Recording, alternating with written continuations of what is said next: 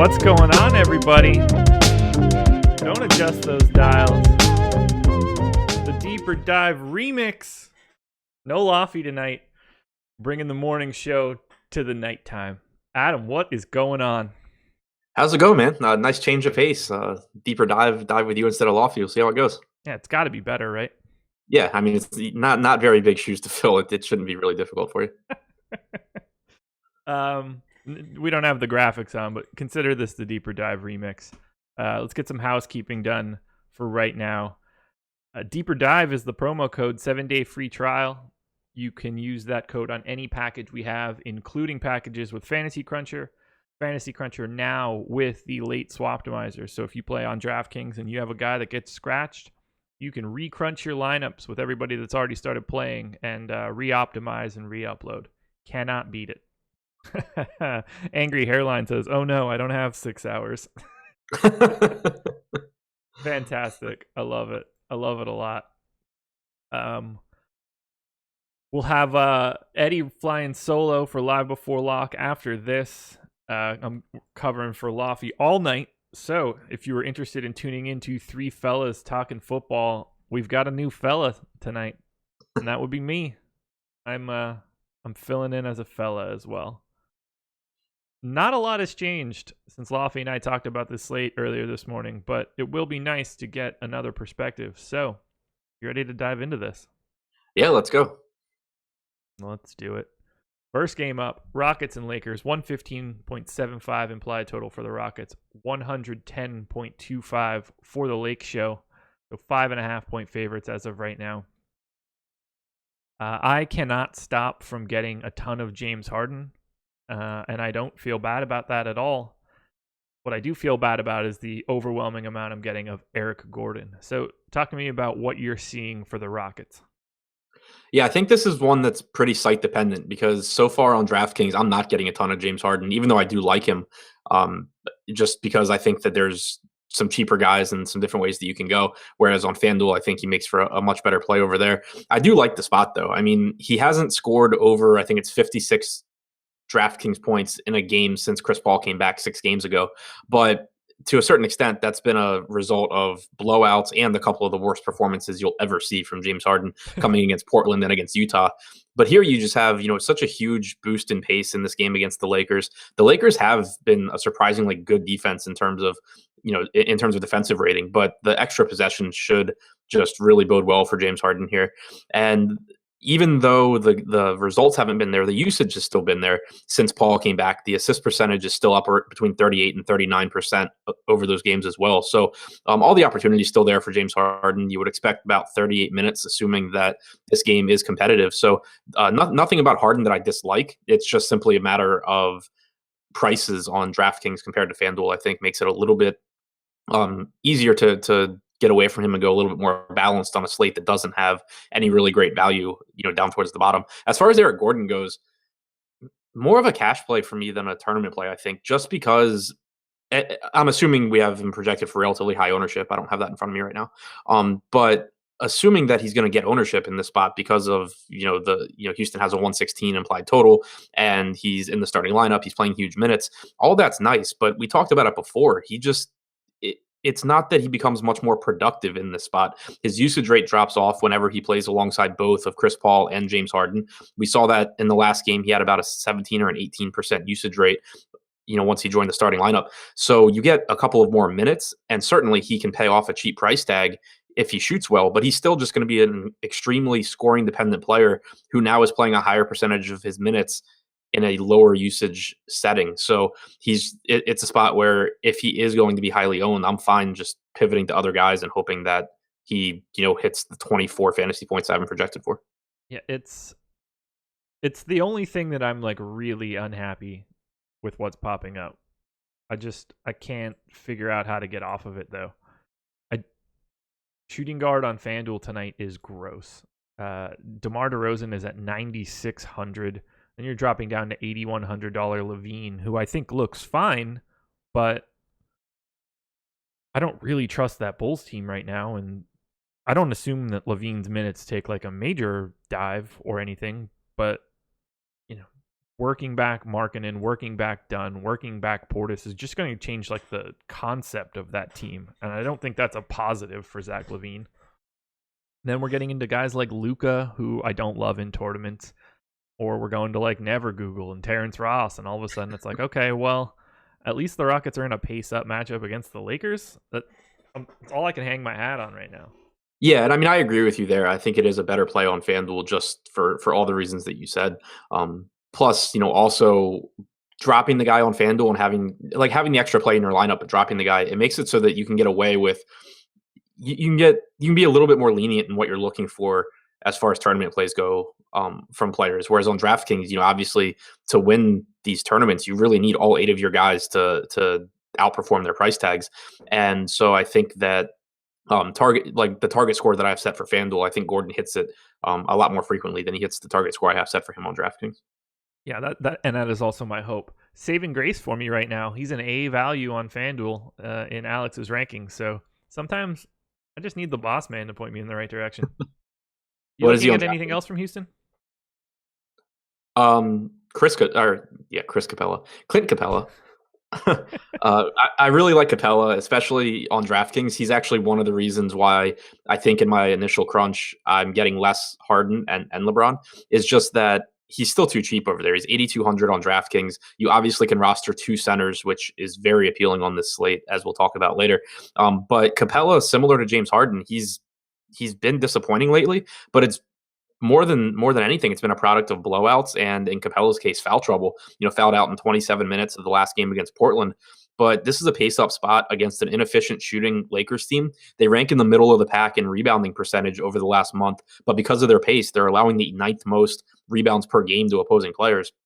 So I think that, Capella should be in line for a very good performance here. He's been excellent this season. He should still see 36 plus minutes as long as this game stays competitive. So I like him quite a bit. FanDuel, obviously I think he's a good play there as well. It's just a little bit less appealing price tag, and he's essentially the same price as Nikola Vucevic, which is, difficult. Yeah. I'm having trouble getting to any Capella as of right now. I won't go in with a flat 0. I'll make sure to at least have a couple bullets in the gun, but for now, it's a lot of Vooch. I'm eating that chalk, and then DeAndre Jordan. And then I'm going to just bits of other guys like JaVale and, fully punting with Tyson Chandler type stuff to just create different roster construction across the board. Yeah. What do you think about Chris Paul? I am way, way, way underweight on him right now, which is surprising to me, because his price is way better on FanDuel than it is on DraftKings, but I can't get to him as of right now, which is kind of a little bit different than what it was this morning, but I'd be surprised if I sniffed anywhere near the 33% we're projecting him at. Yeah, I was going to say he's another one that for me is really site dependent. Like, I'm not getting close to him on DraftKings at 8,600, and I'm perfectly fine with that. But on FanDuel at 8,200, obviously I think it's more appealing. I mentioned, or I put the numbers in the deep dive article today where, with my DraftKings target score for tournaments based on his price tag, I have him with like a 6% chance of getting there using my projection. But for FanDuel, I have him at about 23%. So I think clearly a better play on FanDuel.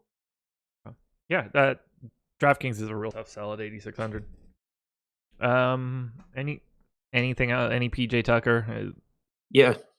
I mean, it's PJ Tucker. There's nothing to break down there. He's going to play around 36 minutes in a pace-up game against the Lakers. He's going to be on the floor. He's cheap. It's a 4-game slate. Okay. Let's head to the Lakers side. Oh, it's crazy that the 2 studs in a 4-game slate are playing against each other, and the rest of the slate doesn't have anybody over 10K. Wild. Yeah, and it kind of, in a sense, it makes them more appealing, but I wish I could play them in the same lineup easily. Speaking of, let's see if I got how many lineups I got like that in my last crunch. Harden and 26 of my 150. That's not bad. It feels like an okay number and incredibly risky, but I mean, if this game plays up, I'd be a lot more comfortable having quite a few shares of Harden and LeBron and less of, I don't know, Jerry and Grant or something stupid. I know they're not comparable, but I don't know where else I would go. I love LeBron. Again, he's another guy that I'll be over the field on for this slate. But I'm having trouble getting to anything else for the Lakers outside of Josh Hart. which is really not appealing to me outside of his minutes. I mean, I almost feel like I need him to like luck box a good game. What do you want to do with Josh Hart? I'm not really that high on him. Like, certainly it's a 4-game slate. If you get some, you get some. But the price tag's come up enough to where I'm, concerned, because it's not like it's an absolute minimum price tag. I have him projected for about 21.5 points on either site. I do think he's a better play on FanDuel, again, just because you have more leeway as far as raw point totals that you can accept in tournaments. So I think he's a better play there. I'd be surprised if I get much of any on DraftKings. The guy from the Lakers that I find interesting, and it's kind of the exact opposite of Chris Paul, is that Lonzo's 5,600 on DraftKings compared to 7,300 on FanDuel. Congrats on being able to talk about Lonzo tonight without having Laffy yell at you. Yeah, thanks. That should be nice. But I mean, so the minutes for Lonzo, obviously, they can fluctuate based on how he's playing. But with Rondo out and with Ingram out, you at least have the opportunity for him to pick up like 36 minutes here. It's a huge pace down spot, but it's also a really bad Houston team. And they also have not been rebounding well. So those are two things that I think are obviously really important for Lonzo. If we can get a higher than normal efficiency on his on the conversion rate for his potential assists, and if we can get him to run into a few extra rebounds, that really helps provide value for him. And if we get 36 minutes out of him, it's just difficult, I think, not to like him a bit on DraftKings, especially at 5,600. So certainly have some interest there. I have less interest in LeBron on DraftKings than I would on FanDuel, just simply because of some guys at other positions being underpriced. You can just look to Lonzo as an example at 5,600. Capella is cheaper than he is on DraftKings. All these guys that do have upside at their price tag make it so you can go a little bit more balanced on DraftKings without losing much in the way of overall ceiling. Does it make you nervous that Lonzo Ball is the projected shockiest DraftKings play on the Lakers? Yeah, a little bit, but I mean, the price tag's just still so cheap. Same feeling here. I'm going to assume that you don't have like a terribly large amount of Kuzma at that price. No, not Kuzma. I think actually the next Laker that's showing up for me is actually JaVale McGee. Same. And I mean, I only have him projected for 24 minutes, but I have him projected for a little over a fantasy point per minute. And it's a cheap price tag where I can roster 2 centers on DraftKings. So he's actually the guy showing up after Lonzo and LeBron. Would you prefer I guess there's probably more ceiling there, and he's obviously a better per minute performer. But are you worried about Tyson Chandler getting more and more minutes? And does that give you any interest at 3,600? I mean, it concerns me because I can't really justify even trying to give McGee more than like 24 minutes. Yeah. But McGee's just such a good producer on a per minute basis that I would much rather take my chances there than go to Tyson Chandler and hope that a million different things go right. Fair enough. Is there anybody else you want to touch on in this game? I mean, do we have to talk about KCP? Not that I don't think so. Okay. Like, I'm not getting much. I just know I've have him projected in like the mid-20s for minutes, and I figured people might ask. But yeah, I'm not like high on him or anything. I have him at 25 minutes right now. 4,100 on FanDuel, so he's not even like a fun price. Right. Only 5% owned. I will have some. As of right now, I actually have double that 5%. So I guess I shouldn't poo-poo KCP as much as I am. But he's not. He's a symptom of a bigger issue on the site or of the slate. Like, right. I am not going to seek out KCP. If I were building a single lineup, he would have to be the last guy in and not the first. Yeah. Also, if he's the first guy in on anybody's lineup, congrats, I guess. Yeah. And so to double back to the Lonzo Ball ownership question, as of the last time I pulled our ownership projections, we had him on DraftKings at about 31%, and right now my exposure cap to him is about 39%. So it's not a spot where I expect to be jamming like over the field on him if he's that highly owned, but I probably will be right around the field. Sounds good to me. Eric Gordon, by the way, is 32% expected ownership on DraftKings. I assume that gives you pause. I have him capped at 12. 4 games today, everybody. And Adam and I just finished one, probably the most interesting one, in 15 minutes. Look at us go. At that rate, we might actually finish this show at 7 o'clock like normal people. Who knew we could do it? Don't worry, everybody. When I'm back next week, when Adam and I do our show on Wednesday, we'll make sure we go the full 2 hours. I don't want to short anybody. People showing up here thinking we're going all the way to 8 o'clock. We're not doing that. Wait, so does it mean Lofty tomorrow? On the deeper dive? No, in the morning. No, it's you and EMAC. Oh, okay. EMAC is filling in for me for every single thing that I do from tomorrow morning until Monday morning. I'll be back to produce the deeper dive on Monday, but I won't be doing the live before lock show. I switched that with Chris because the last thing that I want to do is get in from 3 straight days of binge drinking in New York City to do a show that I didn't prepare for. Yeah. There you go. I could wing it. Wouldn't matter all that much, but now we'll give it to Chris and Eddie.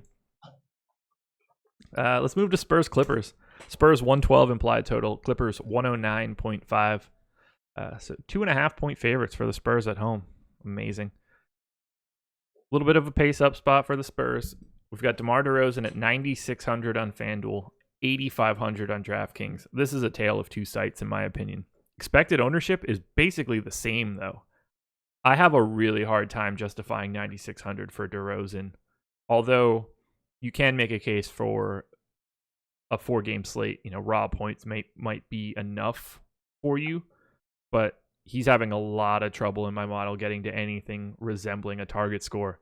So I won't have much, if any, of DeMar. I'm going to go ahead and assume you're going a different direction on DK. Yeah, just a totally different play there. Not only cheaper, but shooting guard and small forward eligibility. It's just really difficult not to like him. We have him. Last I looked, we had him projected for 26% ownership. I have him capped in my sheet right now at about 48%. So I fully expect to be over the field on DeRozan. I like the spot. Obviously in competitive games, we're still getting 36 to 38 minutes out of him. He leads the team in usage. He's at 31.4% over the last month. Also leads the team in assist percentage over that span with a 28.7% rate. So really just tough for me not to like him in what is a pace up spot against the Clippers. And it's a Clippers defense that has been struggling a bit lately. So, not really anything to dislike about DeRozan here for me, other than his price on FanDuel. Yeah, I think he looks great on DK. Makes it for a nice Harden pivot if you wanted to, and you were trying to do that stuff. And he's shooting guard and small forward. So I think that Lofty mentioned that this morning. So even better. Aldridge 8,400 on FanDuel, 7,500 on DK. We talked a little bit this morning about trying to keep an eye on the Spurs minutes, and it was probably I was probably wrong in my process as well this morning. Just looking at rotations and looking at minutes totals over the past couple, basically week and a half, 2 weeks. And I was like, oh, Aldridge's minutes really trending down. The Spurs are in a blowout every night, whether it's positive or negative. The game is not playing out where starters are playing the end of the fourth quarter. So I've bumped up my DeMar and LaMarcus Aldridge minutes projections a bit. 8,400 for him is, fine on FanDuel, but 7,500 just looks great. I assume he's power forward center on DraftKings? Yeah, power forward center on DraftKings. And yeah, he's one of my favorite plays on the entire slate when you look at that price. Yes, he's been inconsistent this season overall. He's been inconsistent lately. But as you said, part of that has just been, game scripts. Like they just have not been in competitive games. He has not been playing particularly well either. But the rebounds are there. It gives him a nice floor. The usage is still there. He's at 27% over the last month. So it's not like Aldridge is disappearing or anything. He's just having some bad games. But in competitive games, we should still expect about 34 minutes out of him here. And this has been one of my favorite spots to target this season is, offensive-minded centers against this Clippers team. I assume Gortat's going to start. He's not scaring me away from LaMarcus Aldridge. If Boban starts somehow, then, good luck with that. And Montrezl Harrell's giving up, 3 inches to Aldridge. So it's just not a spot where I think they have anyone that's going to do a great job matching up with him. And I think Aldridge should be in line for a good game. And the price tag being down as a result of his inconsistency and the Spurs' inconsistency overall, just makes it even more appealing to me because he's basically priced to his, I don't want to say floor is in the worst game he can possibly have, but he's priced to his 30th or 40th percentile outcomes as opposed to his median. How could you not like him at 7,500? I'm surprised he's only 28% out. He's less owned than Eric Gordon. Yeah, So looking at my ownership caps that I have set in my Excel sheet on DraftKings, I believe that I have Aldridge is tied for like my third or fourth highest ownership cap. That's like 70%. Yeah, I get it. I mean, would you rather have Kyle Kuzma or LaMarcus Aldridge? Right, it's not even close. It's Aldridge for me. Yeah. I would much rather have LaMarcus Aldridge than Doncic. Would you rather have LaMarcus Aldridge or Aaron Gordon? Aldridge. Yeah. I'd rather have him than Capella at 8,200, I think. I think that's really close for me. Capella is actually one of the guys I have capped higher than Aldridge. Okay. Yeah, he's just too cheap on DraftKings now. If the Spurs can stay in this, or if the Clippers can stay in this, you just need the game to stay relatively close so these guys can actually play. Let's talk about the rest of the Spurs. I feel like I could just put the minutes in a jar, shake it up, and pick them out, and that could distribute them to the rest of these dudes. Is there anybody standing out to you big time? We'll ignore Bryn Forbes on FanDuel, where whether or not you think it's chasey, he's still flat minimum on FanDuel, and that's a completely different story. But who do you like on the rest of the Spurs squad? Yeah, so I mean, go ahead and play Forbes on FanDuel, obviously. Yeah. But he did come up in price on DraftKings to where I'm not really that interested in him. I think it's 4,300. Yeah. Rudy Gay is still interesting to me, especially on FanDuel where you do have to roster the two small forwards. But he's in that same boat as these other guys where his minutes have been all over the place. And it's not to say that there haven't been some competitive games where Rudy Gay only plays, 26 or 27 minutes as well. But for the most part, we're seeing him play north of 30 minutes in competitive games. Even that last game against Phoenix, he played 7 minutes in his first rotation, and then he played like 8.5 minutes in his, or 8 minutes in his second. So even there, you were looking at about 30 minutes, and he came out with a minute and a half left in the half. So I have him projected for 30 minutes right now. I wouldn't be shocked if he plays a little less. I wouldn't be shocked if he plays a little more. But where you have to roster the two small forwards on FanDuel, I think it's really appealing for him. And then beyond that, just like you said, just kind of take a shot if you want in large field stuff at one of Derek White or Patty Mills or Bellinelli. Like one of them can easily have a good game, but good luck figuring out which one until after the game ends. Yeah, it'll be whoever I don't take. I'm relatively confident in that. I have a lot of Forbes on FanDuel. That should be no surprise. I would honestly probably feel pretty comfortable putting him in 100% of my lineups just because he's the flat minimum, but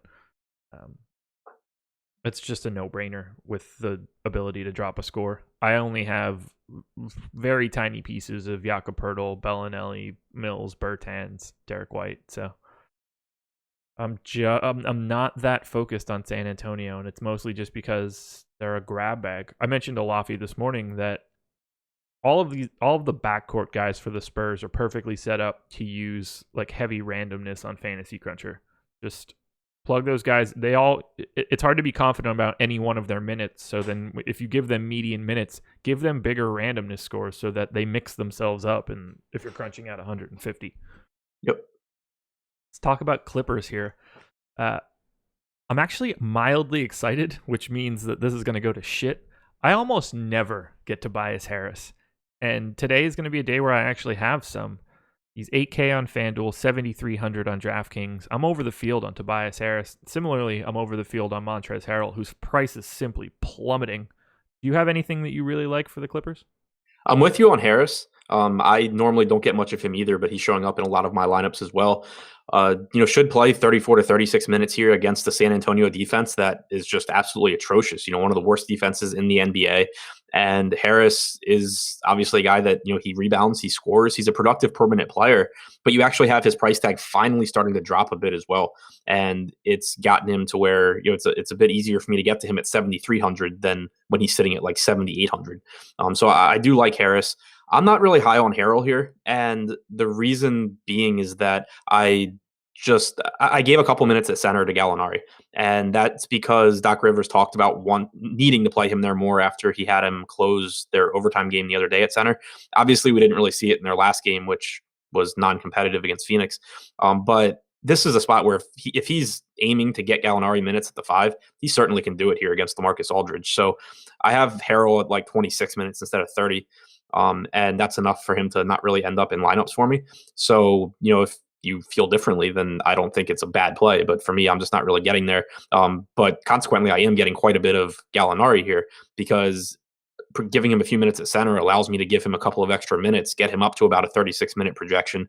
Without Lou Williams on the floor this season, Gallinari's got a 23.8% usage rate. So that's, a nice little bump for him. He's averaged 1.07 fantasy points per minute.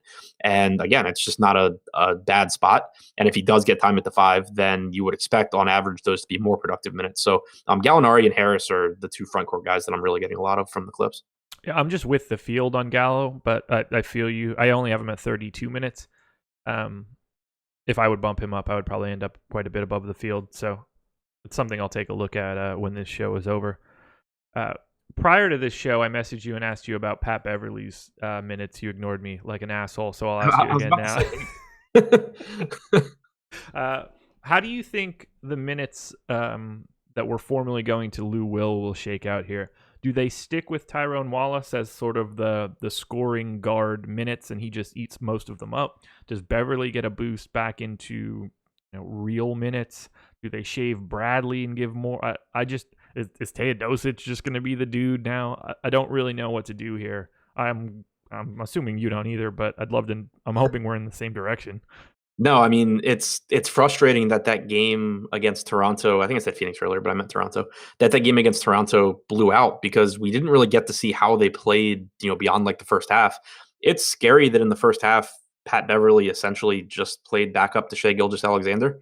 I was hoping that they would get more time alongside each other, and right now I have them projected for time alongside each other, like a few minutes.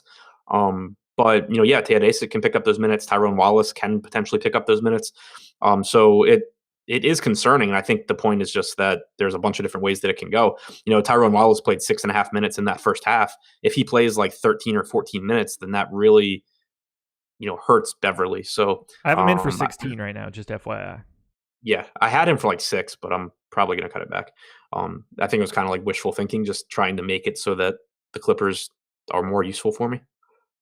Sure. But I mean, it's certainly a risky spot for Beverly. At the same time, he's really, really cheap. He's 3,600 on DraftKings. And if he does run into 24 to 26 minutes, there's a pretty good chance that he's a good play. Yeah. I mean, I assume we're both not on Teodosic. No. Do you want to have any Pat Bev? Because he's garnering ownership.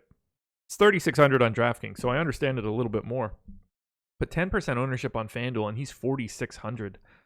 I just have a hard time seeing him fulfilling that ceiling unless we know that he's getting 30 minutes.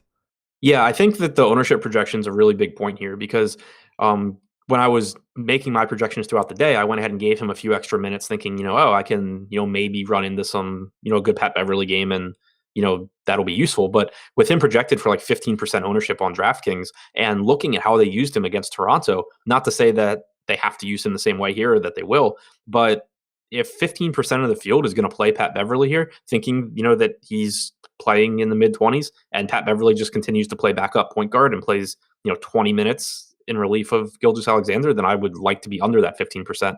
So with the ownership projections the way that they are right now, I think there's probably just a bigger edge in leaning towards under-projecting Beverly, maybe over-projecting Wallace and Teodosic, and at least ending up on under the field on Beverly, even if you don't end up with, Wallace or Milos.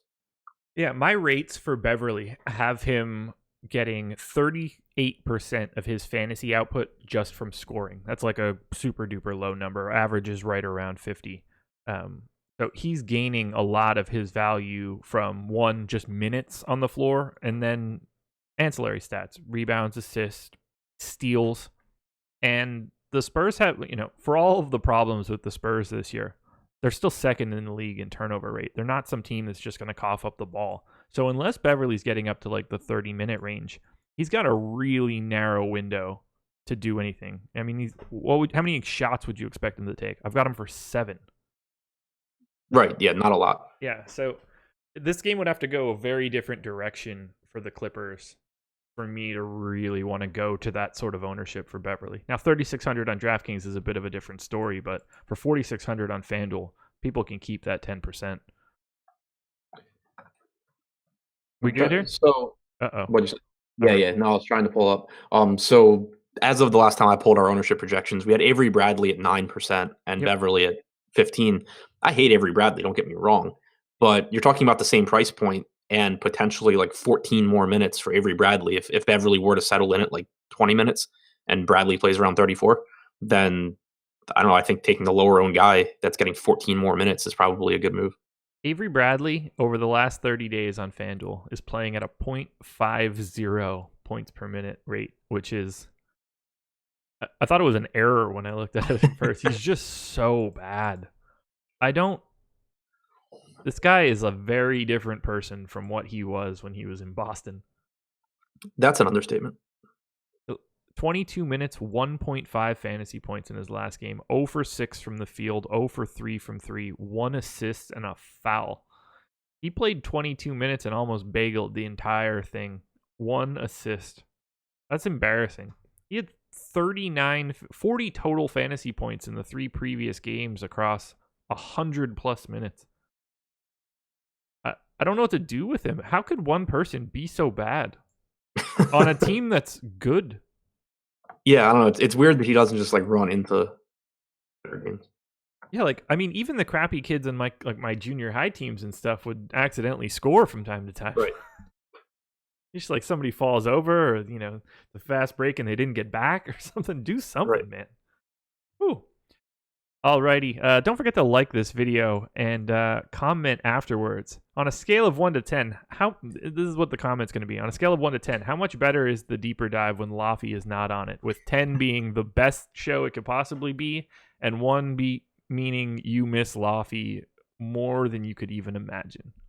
So drop those comments in the video after it is over. But hit that like button right now. That one helps us a lot. You want to head to the Magic? Yeah, things start to get less interesting now. That's well, I don't know. I don't totally agree with you. It's less interesting from like a general basketball perspective, but I've got a lot of Magic, so I guess we'll talk about it. I have a lot of one Magic. Magi? No, that would be plural. Fuck. I guess what's the plural of Magic? Magics? So Magic is Magic singular? I think Magic is singular. Okay. You have one Magic. 108 implied total for the Magic, 102.5 for the Bulls. So 5.5 point favorites for Chicago. Math is hard, man. All right, let's just talk about it now. Nikola Vucevic, or however you're supposed to say it, 45% expected ownership on FanDuel. PJ Clemens, you're all commenting in the wrong place. Not in the chat, in the comment section after the video. Rookies. 45% expected ownership for Vooch on FanDuel, 39% on DK. I'm eating the chalk. I think he is the clear, without question, best center option on this slate. And I know you're going to say the same thing. Yep, right there with you.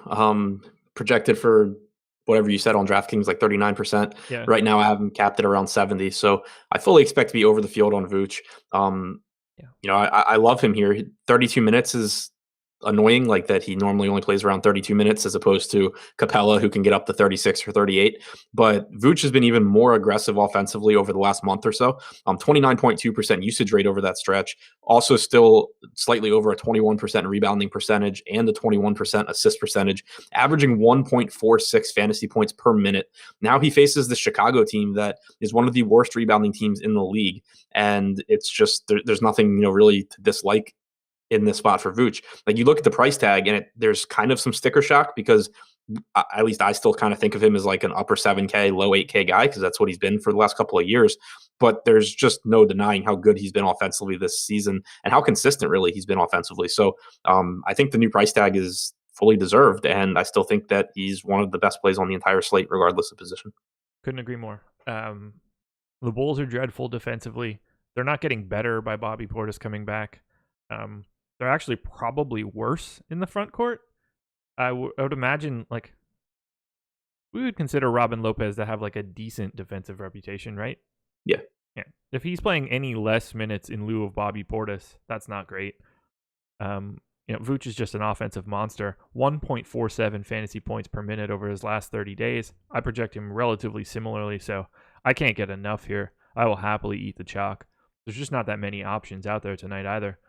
What do you want to do with Aaron Gordon? He's someone that I'm coming in a little bit over the field on right now. 8K on FanDuel, 7,800 on DraftKings, which is kind of a tough price point. Yeah, I mean, on DraftKings, I'm coming in a little bit under, or not even a little bit. I'm coming in under on DraftKings, but it's just because of who's around them. I mean, I like Aldridge a lot more, as we talked about. You have Lauri Markkanen, who on the other side, who I'm high on. Tobias Harris is less expensive at 7,300, so I do think he's a better play on FanDuel than he is on DraftKings. And seeing as how I'm playing DraftKings tonight, I don't have much Aaron Gordon. Do we need to talk about this game being in Mexico City? It's not something I'm factoring in. I've been asked about it, so it's worth mentioning, I guess. It's just not something I'm factoring in because, for one, it's a 4-game slate. For two, I have no way of quantifying what effect this is going to have on different players. And I would rather just not touch it than start fading entire games because of what city it's in. Yeah, I agree. Unless this arena is on fire and the game gets canceled, I don't really know what else I can do with it. Clearly they're playing at pretty heavy elevation. Right. That doesn't stop the Nuggets from being good. So it also doesn't make teams just immediately bad in Denver. Both of these teams are also slow. Yes. Yeah. If they were both very high-paced teams, I would probably lop a possession or two off the total just in case.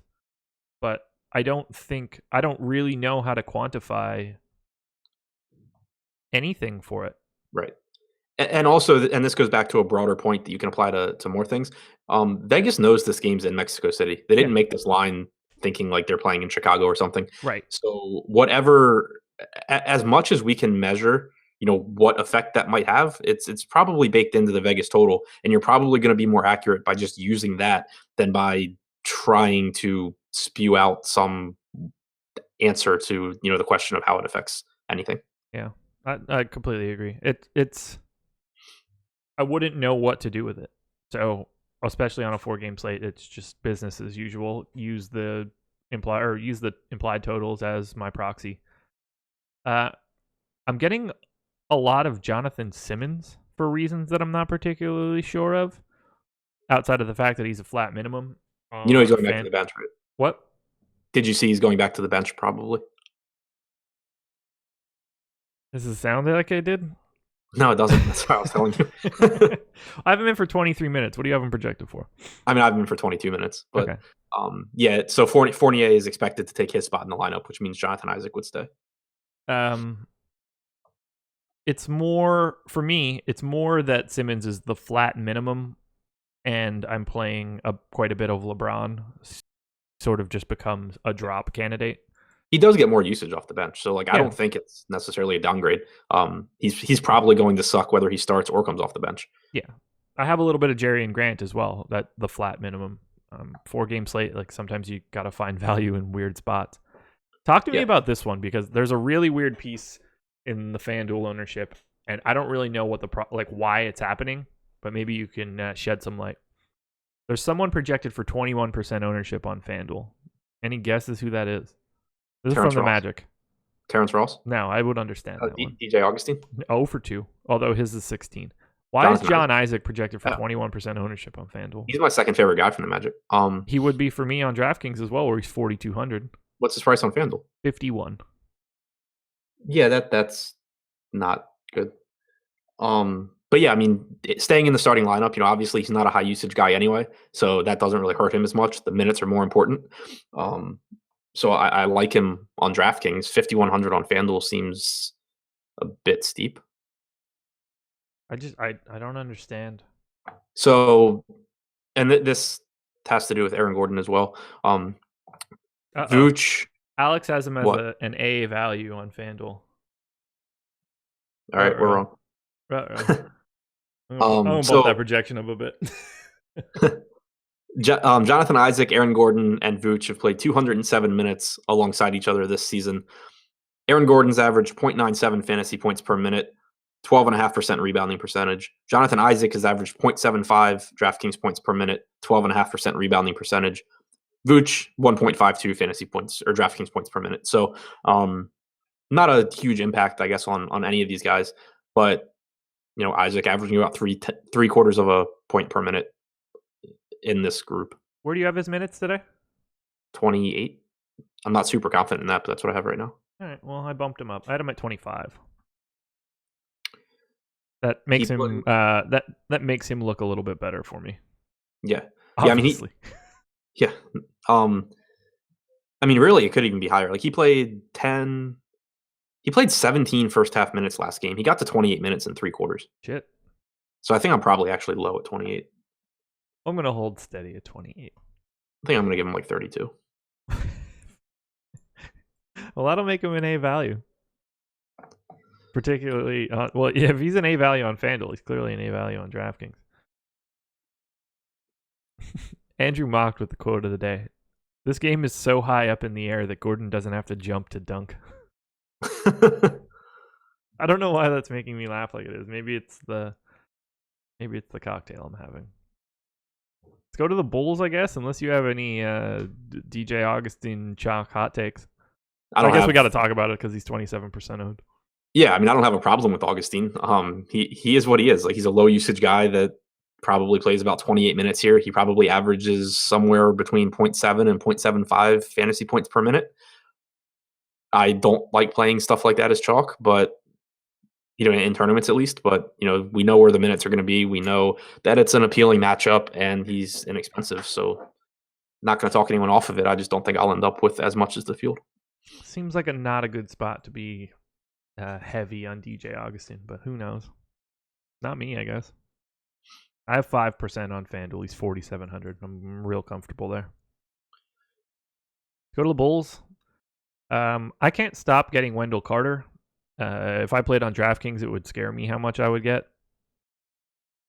Other than that, I'll have little bits of this because there's no rhyme or reason to. I mean, I think that Zach LaVine is the only real option that you can have some sort of confidence in. The rest of the team is a grab bag. Markkanen's my favorite guy here. You think he plays 30 minutes or more? I have him at 32. I have him at 30 right now. This was the only reason that I factored it into this game. I had him at 32 to start the day, and I knocked 2 minutes off of him just because I feel like he's probably not in the best game shape, and that altitude affects him personally. That is very narrative-y, but he is still getting back to game shape, and I'd imagine that this thick Mexican air is not going to help him. Or is it thin? Yeah. Thin air? Thin. Yeah, I think it's thin. Whatever. Yeah, I mean that's probably hard too. Everybody. No, that's a fair point. But it does. The thing that sticks out to me about Markkanen is just how involved he's been since coming back. Yeah, he has 28.5% usage rate through these 5 games, and it's not even like it's because of one super high usage game. Like he's at 23.2, 35.5, 24.8, 28.7, and 28.7 through those 5 games. It's an uptick from last year. We know he's a good scorer. He's a good player, and he's not someone that I expect to be losing minutes for any reason other than conditioning. So I'm I guess higher on Markkanen than Carter or LaVine. Would you rather have Markkanen or Montrezl Harrell on FanDuel? Harrell $100 more expensive. Markkanen. Okay. Wendell Carter or Markkanen? Fuck. Markkanen. Oh, shit. Now, those are the only guys in the 6,000 range on power forward or at power forward. For the first time, I'm saying something, and Alex does not have him graded out all that well, so I'm at least a little bit more confident. Everything else, every time I've had a take, it's just been like, nah. Boss man says you're a moron. Are you going to anybody else here? The pricing on the Bulls is really rough on DK outside of LaVine and Carter. Right. Like the only people that I am interested in at all are Markkanen, LaVine, Carter, and I have them basically in that order. How many minutes do you think Portis plays tonight? I have him in for 20 right now because I don't really know what else to do with him. That's what I did as well. He's only 4,800 on FanDuel, but his ownership's at 10%, so it feels like the public is guessing that he plays a couple extra minutes, and I don't feel like I'm going to gain any value out of that. Yeah, I mean, it's a tough spot. It's kind of appealing on FanDuel since you can, it's not ideal to drop that guy, but I'd have I would never expect Portis to be the guy that I dropped either. I mean, he's a really good point per minute guy. If he gets out there for 20 minutes, it's going to be really hard for him to not have somewhere in the neighborhood of a decent amount of fantasy points. Yeah, that's a good point. Yeah, I think it's a reasonable FanDuel play. I have no interest at 5,300 on DraftKings. No, nor should you. He's more expensive than Wendell Carter. We're going to close this out. Yeah, Dallas and Phoenix. We're going to Still finish the show Dallas. inside of an hour, guys. This is uncharted territory for you and I.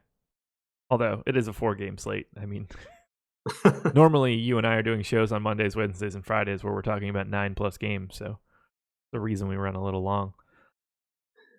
Phoenix Suns and Dallas Mavericks, 101.5 implied total for the Suns. Dead last on the slate, 107.5 for the Mavericks. So 6-point favorites in Phoenix. We'll start on the Phoenix side. Do you have any interest in DeAndre Ayton tonight? No, not really, just because even though it's a 4-game slate, center is just such a high upside position with Vooch and Capella, and then also DeAndre Jordan on the other side here, who I love. So it's not that I dislike Ayton, it's just that I have him pretty firmly behind all three of those guys. I'm with you. I got 0. I'm comfortable with that number. Let's talk about the elephant in the room, or whatever sort of animal I guess he is. DeAnthony Melton, 6,000 on FanDuel, 4,900 on DraftKings. I've got quite a bit, and I know that you've got quite a bit. He's projected for 66% ownership on DraftKings right now. What in the world do we do with DeAnthony Melton tonight? As you know, I spent most of my day trying to figure out how to find a way to get away from him outside of just not playing him. Haven't been able to do it. I mean, the rates are all there. The per minute production, like no matter what you look at this season, he's played like 197 minutes total this season. And he has, like a 22.5% usage rate. He's averaged just shy of a fantasy point per minute. If you look, over the last month without Devin Booker on the floor, he's still averaging around the fantasy point per minute, a little less, about a 22.5% usage rate, 26% assist percentage. Has not been, that volatile either. It's not like we're getting some monster games and then some, 10-point games out of him like we were with Elie Okobo. I just can't find a pivot near him that I think is really a whole lot better, especially so with this being a 4-game slate, like 60% ownership, obviously that's high. But you also get the ownership bumped up on guys like DJ Augustine, like we talked about, and the pivots to where it's not like it's an 8-game slate and you're getting 60% Melton or 2% Augustine, and you can really just like pass the entire field if you happen to guess right and Augustine beats him. Like you're still competing with a shit ton of lineups if you go to Augustine, even though it's clearly a worse play. Absolutely. God. DeAnthony Melton night. Well, you spent your time trying to figure out how to get less DeAnthony Melton. I was busy trying to figure out how to not get 40% Juwan Evans. That's a joke for only the two of us. People are gonna don't think that I'm serious that I was taking a deep dive into no, there you go, deep dive, get it, into Juwan Evans, but there were some quirks today, let's just say that much. I'm gonna have a ton of Melton. It makes me a little nervous at 6K, but I mean he's like the only guy that's consistently soaking up minutes. Doesn't mean he's the only guy I'm taking from the Suns though. Well, and as far as 6K on FanDuel, like you have to put it in the context of the rest of that position too. Yeah. 6K on DraftKings would be kind of egregious when Lonzo Ball is 5,600, but on FanDuel he's 73. So you're still talking about a pretty nice discount. Yeah, and then it's Gilgeous-Alexander right underneath him. It's hard to be confident there. Oh, I wanted to circle back to this for Markkanen. He's like Luka. He's got a really, really low standard deviation. Yeah, I want to point that out. I saw it before and then forgot to mention it. Yeah, which makes sense because I actually noticed that when I was writing the deep dive because as any of our premium subscribers know, I've been putting my projections and my tournament target scores and how likely I think players are to hit them based on my projections into the article. And I knew I had Markkanen projected for a bunch of points, pretty close to his target. And then I put in his the percentage I think he gets there, and it was a lot lower than I expected. And that's why. Okay. Circling back, I've got quite a bit of TJ Warren, 6,400 on FanDuel, 5,800 on DK. I've got him in for 31 minutes, so you can stop me there if that's an issue. But, I mean, with Devin Booker out, TJ Warren's gunning. And at 6,400, I like him a lot. If he's only 21% owned, that is a guy that I am very, very comfortable being over the field on.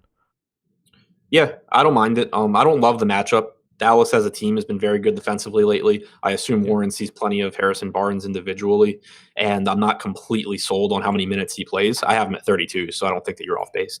But those all, I think, things working against him, but there certainly is plenty of upside at that price tag. Okay. He's my second favorite guy on the team behind Melton. Now, talk me out of this one. Josh Jackson, 5,500 on FanDuel, 5,200 on DK. I don't ever get this dude right. So if you were planning on playing Josh Jackson today, heed my words. I am playing him heavily, which means that he is going to eat gobs of dong. So what do you think of Josh Jackson at 5,500 or 5,200? I mean, I have him in for like 28 minutes. That's exactly what I have. I'm not getting much. Okay, great. Yeah, I mean, I have him at like 26 DraftKings points, which is fine, but I'm at 27. Yeah, I'm not getting a ton. He's been at a legit 1.00 fantasy points per minute over the past 30 days. Yeah, no, I mean, and I have him less than that in my model too. I normally have too much of him, but I don't think I'm getting to a lot of him here. Okay. I'm not comfortable with it, but like he's $800 cheaper than Carter and Markkanen and Harrell. Yeah. He's Portis is next closest, and then you're dropping down to like Rashawn Holmes and Dirk and PJ Tucker and guys that I'm not super comfortable with. So yeah, very different FanDuel play. Yeah, it's more of a product of what is available at power forward than anything else. What am I doing with who? Trevor Ariza. I have him in for 28 minutes. I won't play a single share of him. I also played a lot of him when he got DMP CD'd. I have him at 34 minutes, and luckily I'm still not getting much of him. But my thought process there is the Suns have no incentive to play him, right? No. And supposedly they're going to. And when he has played this season, they've played him monster minutes for God knows what reason. Even up until the last game when he didn't play, he was playing as many minutes as anyone on the team. So to me, if they're playing him, I'm assuming they're going to play him at least close to what he normally plays. I have no idea. I mean, I said it to you in chat earlier. Like, even though supposedly they've said he's starting, I'm still not going to be surprised at all if he just doesn't play. And that might be why I'm like a little bit more pessimistic on his minutes. I don't trust it. Right. It's not like I'm going to get a ton of him one way or the other at 5,400. Yeah. I mean, and that's kind of my point. Like, I don't trust it either, but if he plays, I assume he plays. And, he doesn't just like get a bunch of minutes chopped off. But that's also the other reason I projected him to 34 minutes was to make sure that it didn't make a huge difference as far as how much I got. And I'm still not getting a lot of him, which makes me feel much better. Ybank in YouTube chat just said, how do you have 0% Ariza? I'd throw that back at you. Why is that a weird question? I mean, I have Ariza. I have like between 10 and 15% on DraftKings last I. We're projecting him for 7%. He's 5,400. I'd rather have Harrison Barnes, $300 more. I'd rather have, not a lot else.